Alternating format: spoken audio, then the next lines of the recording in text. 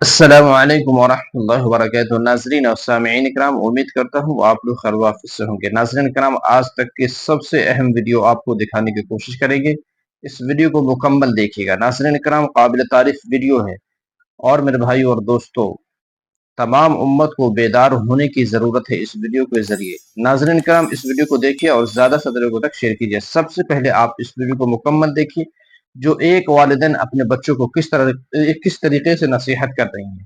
آپ اس ویڈیو کو مکمل دیکھیے اور اگر پسند آئے تو ضرور شیئر کیجیے۔ پہلے ویڈیو کو دیکھیے۔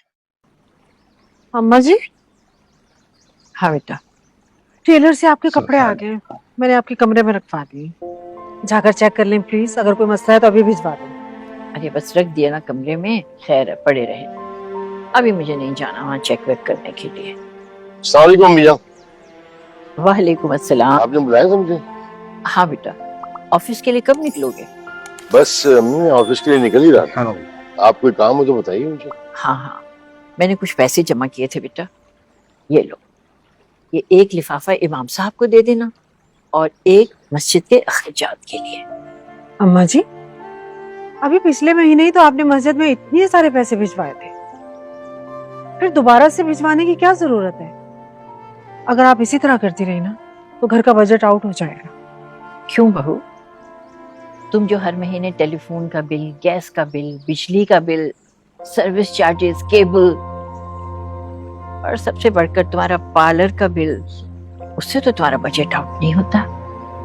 ظاہر سی بات ہے، ویسے امی جان یہ تو سروسز ہیں جنہیں ہم استعمال کر رہے ہیں تو اس کی پیمنٹ تو کرنی پڑے گی۔ اور تم پانچوں وقت مسجد میں نماز پڑھتے ہو، روزانہ مسجد جاتے ہو، اور محلے کی مسجد، ارے دنیا اور آخرت کی بھلائی ہے ہماری، پھر ہر مہینے ان کو تھوڑے سے پیسے دے دیتے ہیں تو اس میں کیا برائی ہے؟ میں نے تو اس بارے میں کبھی سوچا ہی نہیں۔ ہاں بیٹا، یہی تو مسئلہ ہے کہ ہم امام صاحب اور اپنی مسجد کے بارے میں کبھی کچھ سوچتے ہی نہیں۔ مسجد کے بھی تو اخراجات ہوں گے، امام کی تنخواہ سبحان کتنی اللہ۔ قلیل ہوتی ہے اور ذمہ داریاں کتنی زیادہ۔ اس کے علاوہ ہم لوگ ہیں، ہفتے میں ایک دن تو ہمیں چھٹی مل جاتی ہے، مگر یہ لوگ تو اتوار کے روز بھی نماز پڑھواتے ہیں، ان کی کوئی چھٹی نہیں ہوتی۔ اور بیٹا، تم یہ جو بل ول جمع کرواتے ہو نا، اس میں دنیا کی بھلائی ہے، لیکن اگر اپنی مسجد کے لیے کچھ کرو گے نا تو دنیا اور آخرت دونوں کی بھلائی ہوگی۔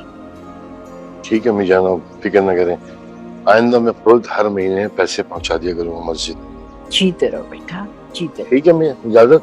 خدا حافظ۔ السلام علیکم۔ وعلیکم السلام۔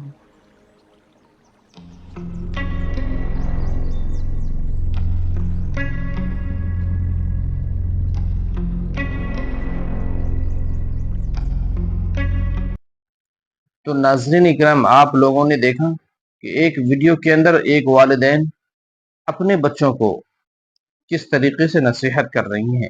ناظرین اکرام، اگر ہم سب بھی اپنے گھروں کے اندر اس طریقے سے نصیحت کرنے والے بن جائیں، اس طریقے سے بتانے والے بن جائیں، تو ناظرین اکرام، ہمارا گھر جو ہے نیکیوں میں تبدیل ہو جائے گا۔